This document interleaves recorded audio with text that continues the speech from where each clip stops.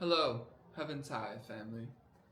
We are here for a very beautiful reason, and that is that we are going to begin teaching with our sacred whiteboard. This has been an idea that has been in my wife and I's consciousness for a while, and I finally went out and got the board, and it's so exciting because it makes teaching so much easier, so much clearer. It gives us ideas to play with. It allows us to write symbols and pictures and words and make everything simple for everybody. I have a genuine desire to teach about scalar energy, about quantum energy, about the life force, the I am that is permeating all life, which is actually what allows us to experience eternity. And just a little recap is that I was at school for holistic health, and I was looking for the modality in which I was going to offer the community. I did my Reiki, my massage therapies, my spiritual healings, my herbology, and none of it was clicking as of what I really wanted to focus on, because I wanted to really find that one thing. Um, and I was sitting in class one day, and this being walked in the class, and I connected with her, and I gave her a ride home that night, and she ended up gifting me a tensor ring. And at the time, I had no clue what it was. It was just a copper ring to me. And she showed me Slim Sperling videos. And basically from there, once I saw Slim talking about how there was a energy field that was related to the Great Pyramids within the ring, I immediately clicked in, and something in me sparked up. I quit the school. I started Moona's Magica full time, started to teach myself with the help from beings that have come before. And basically full tilt, it began. This was 3.5 years ago. And I'm here to teach about this because I feel called to do it. And that's really it. So we're gonna start with a part 1 series on the invention of the tensor ring, and take what you will with everything. A lot of what I'm going to share is coming from my experience, and this may not be your experience. This is one way of describing, of relating, of connecting to this sacred technology. So we're going to begin at Brother Slim Sperling and Bill Reed. So the tensor ring was coming through around 1991. So it's 2025 now. That's, it's a few decades. And basically, Slim and Bill Reed came up with this device called the Caduceus coil, or the Caduceus coil. And basically they created this device that had this energy output, and it basically created a beam of light, right? So the beam is important because that is what is within the ring. So the ring creates a beam, a pillar, a column, or a beam of light, or the life force energy. The life force energy has been called by many different traditions, right? The Chinese called it the qi. The Indians call it the prana. And the scalar is a name that quantum physicists would use, that is very like a classified thing, which is hilarious because, you know, the ancient spiritual traditions have known about this way before science. Like, science comes after. Science is trying to figure out what already exists. So humans belong to science. And rather the spiritual nature, the creation is already there. And basically this God energy is what is within the ring. So basically I've taken a few notes here for part 1, and we're going to continue. So Slim was great friends with clairvoyance, and he would take his inventions to clairvoyance, and a lot of them were seeing golden light very easily. They were telling Slim, there's clearly golden light within the rings. It comes into this conversation of alchemy and transmutation, because this technology or these energy healing tools are creating such a powerful transmutational energy field where we're converting something that is negative or say harmful to the body. We could bring up something like toxins, and this energy can actually alchemize it. And we can do this alone because we are the alchemists, but these are very powerful healing tools that are in resonance with this topic of alchemy. So this is an important word I'm going to write down. Alchemy. So we know that alchemical classic term of turning lead into gold. This is exactly what we're talking about with the rings. We are turning something that is harmful into something that is beneficial. This brings us into the water experiments, where Slim and Bill were doing many water experiments, and I've wrote this little picture here, where the original rings weren't twisted. So they had a positive output and a negative output. So Slim and Bill had to dowse with a pendulum to see which was the positive end. So these rings are twisted. We twist these clockwise. So the reason for that is now we have a positive and a positive. So it becomes, you know, once you twist it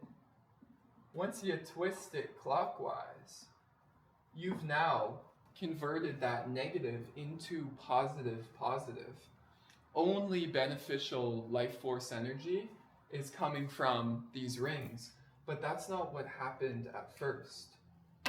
At first, as they were experimenting, they were doing tests with water, and they noticed that the water was becoming potentized, right? Another name we could say is structured water. So a massive aspect about these rings is their ability to structure, enliven, energize, and basically produce potentized water. I'll teach a whole class on just water. I mean, this realm is infinite to explore, but you know, you gotta start somewhere, and here we are. So, yeah, I've wrote the word quantum, which, as my shirt says, beyond space and time. So this God energy, the chi, the prana, the scalar, the orgone is the universal life force quantum energy.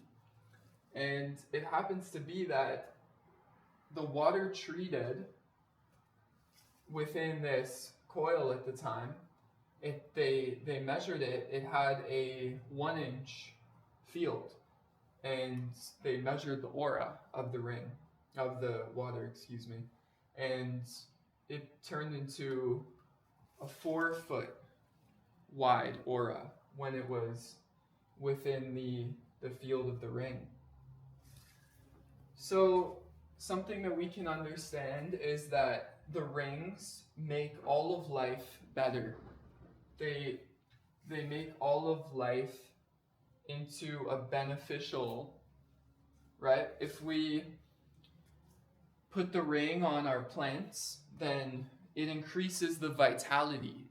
So everything within the field of the ring, the vitality and the life force is being increased. This is important to understand. So, we have many ideas going right here. I'm just going to take a drink of my potentized water, which I've been charging all night in a vortex and within these rings that are now on my neck.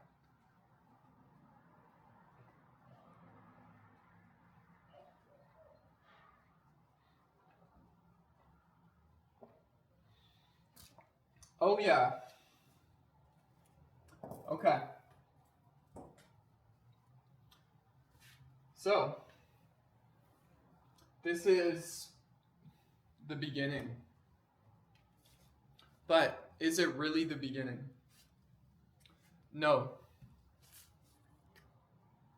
This technology is rediscovered, right? So Slim was open. He was an open being to serving in good ways, to assisting the Earth's consciousness to raise the frequency and vibration of the Earth.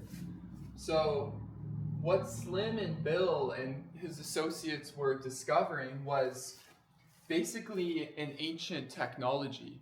And we can see right here that this picture is basically, it's from the British Museum, and I had some friends send it to me. It was about a year ago, and we can see that these tensor rings have been created in the past, in the ancient days, and that we just remembered, and it is now, what I say, it is now here for the rise and the beginning of New Earth, because I feel in my heart that New Earth is here now, and that the Earth is shifting, what we could say it in many ways, but from the illusion of separation into the truth of oneness and unity. So we're here to basically bring this divine energy onto the Earth, and this is why these rings are here. They're here to assist us, to hold us, to support us through these catalysts that we would go through regardless of if we knew about these rings or not, and basically help us to transmute that negative into positive, right? That darkness, that density into light. Before we end the class for today,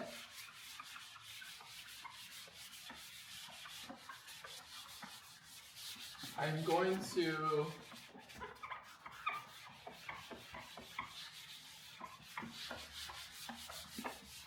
share a few more little things here. So we have the word harmonize, right? So the rings harmonize, and that's where we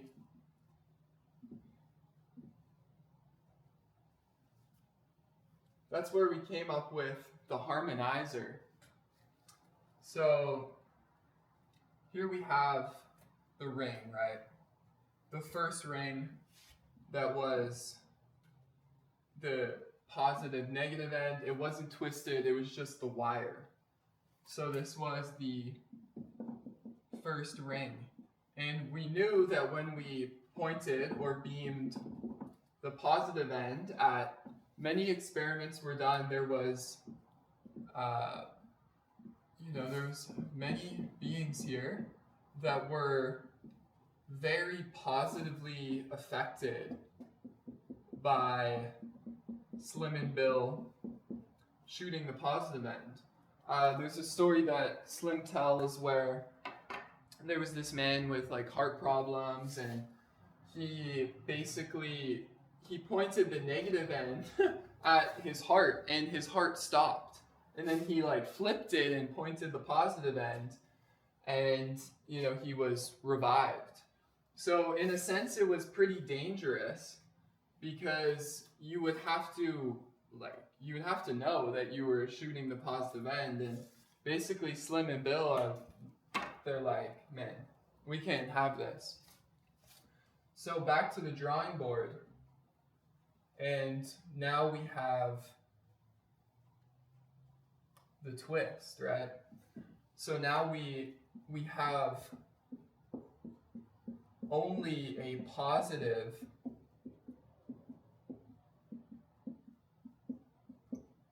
energy coming out of the twisted ring, which is what I have on my neck. So what we've discovered here is that we have the qubits, right? Which Slim was utilizing the sacred or the royal qubit, which they realized was a 144 megahertz that came from the king's chamber in the Great Giza pyramid, right? So here we have the Great Giza pyramid. And what happened was, based on Slim's research, he realized that when he cut the twisted wire to this precise measurement of 20.63 right inches, this is, you can convert this to centimeters if this is what you utilize with your metrics. We in North America are utilizing the inches. So with precision, we utilize something called a digital caliper, and there's many devices that you can get a precise measurement. You need to hit the mark when you're measuring your rings before you put them in a circle or a ring shape and braze them. And basically what you do is you've now basically created a etheric antenna. So, right, we have the ether, or the field, basically everywhere. The ether is everywhere, right? So when you cut it to that precise measurement, you've now brought in or anchored in that 144, which is a very high spin or a high frequency energy. And it has certain properties about it where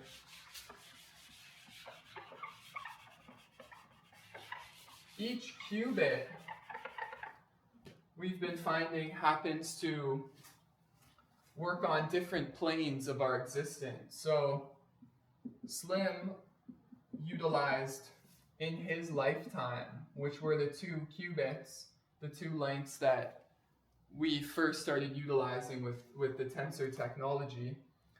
We use the word tensor because there was this fellow, John Archibald Wheeler, who basically was a mathematician, and he came up with the word tensor. So in Slim's research, that's where the word tensor comes from. We can also, right, Slim ended up calling them light rings, or the light life tools, because all of the rings are creating light or life force or the God source, the energy of the chi that we were talking about earlier. So sacred, lost, and the empowerment.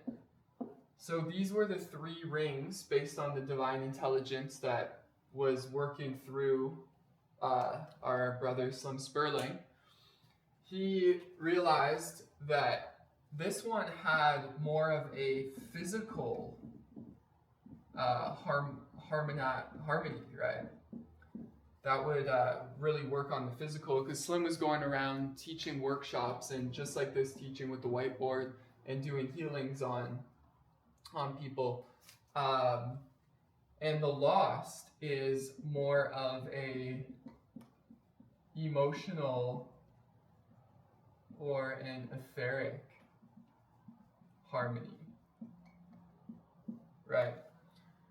So the empowerment is what came after. We found that the 177 megahertz is what the lost, or also called the forbidden qubit, is working with. And in my studies from Slim's books and really everything that I've studied that's out there from Slim that I know of, this is what I've learned from him.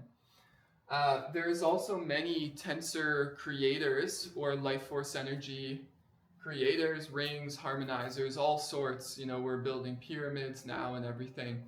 The Orgonite is coming together with the tensor, and we're kind of going into this new age of it.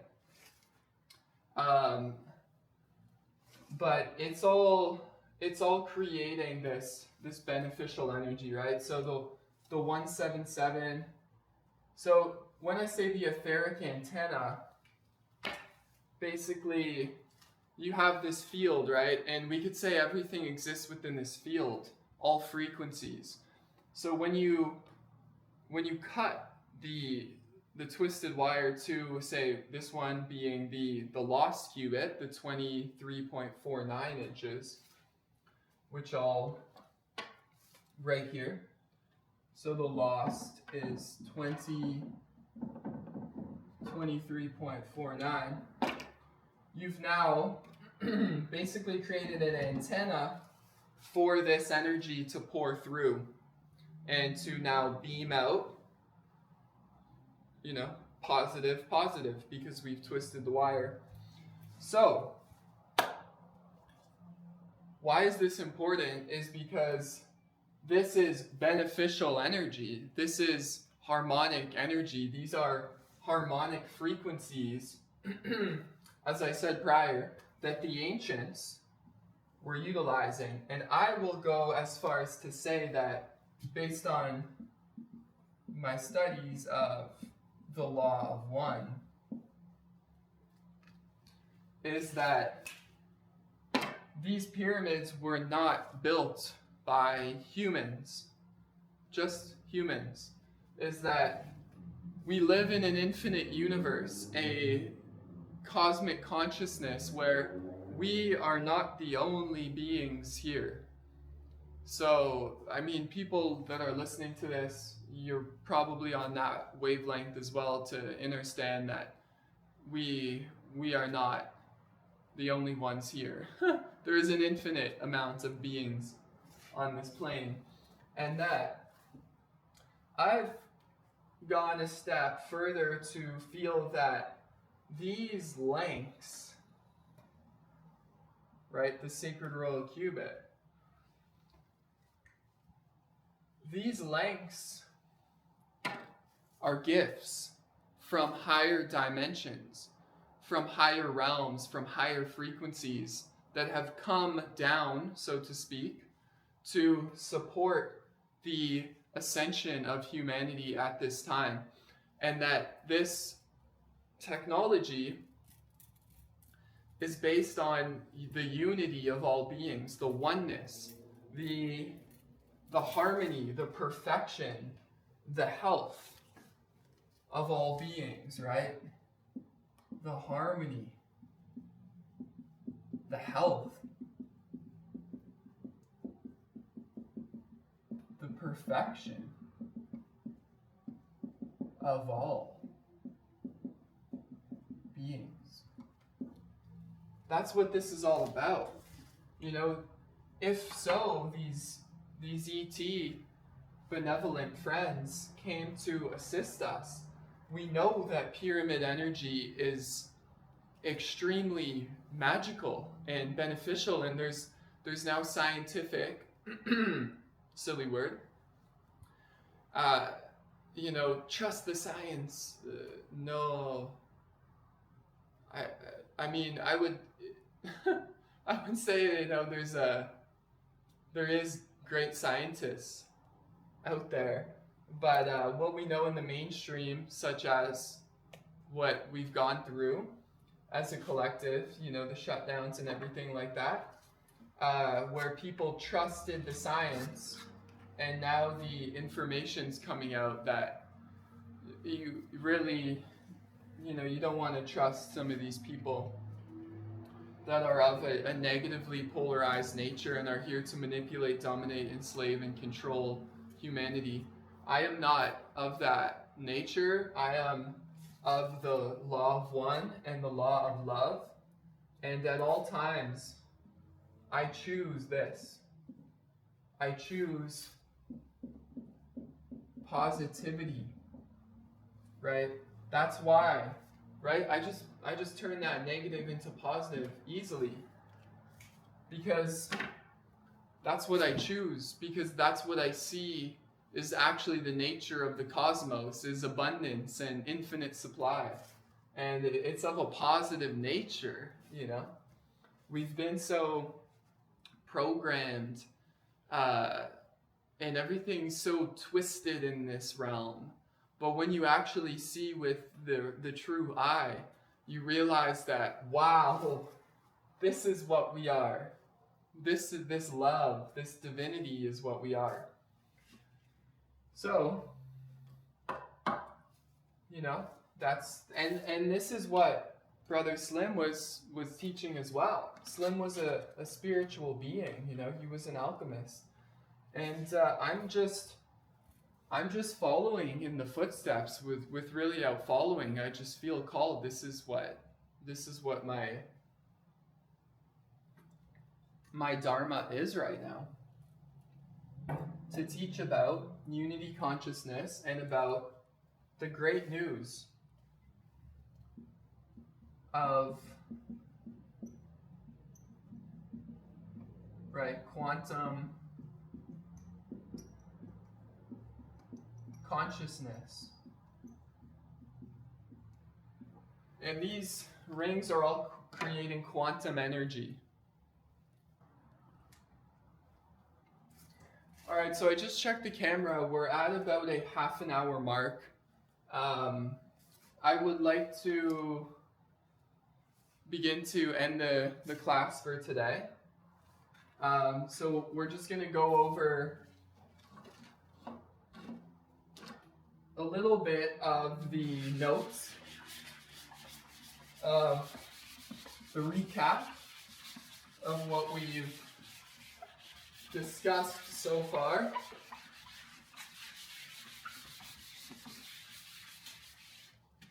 So we have this beautiful man who is one of my favorites. Right, a brother and I were talking about how there should be a Slim Sperling Day on his birthday. Slim Sperling's Day. Because this was a humble man that was apparently just a hillbilly from Colorado. You know, he got his 6-gun oil right there. Keep your 6-gun oil. And but he had these dowsing rods, and he's a legend, absolute legend. Can't wait to talk to Slim. And you know, he just wanted people to thrive, right? To thrive. This word thrive is very important. And this is where we get into, you know, the idea of quantum farming, you know, electroculture, food sovereignty, you know, clean water, EMF protection, spiritual catalysts, right? Or, you know, the blend of science and spirituality, right? This is exactly what this technology is. You know, we don't have so much to scientifically yet to prove, but that's a very limited consciousness. Is somebody saying, I can't see it, so I don't believe it. But that is the distortion, that is the twist, when you actually gotta believe it to see it.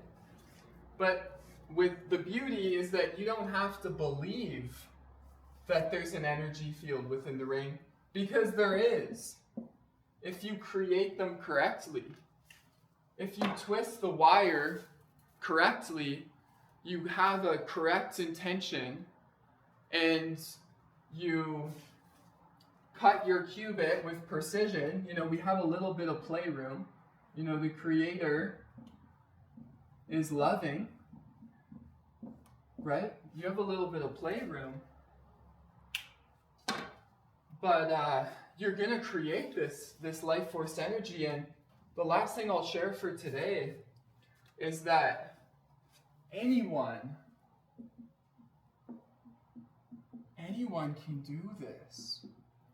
And I have so many testimonials through my years of creating and offering these to the community that I have brothers and sisters messaging me saying their life has been changed forever, for the good, for the positive.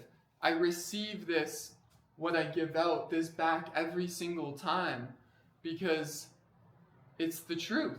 This is the truth of life. The truth. Do you want to live in truth? Do you want to live in love?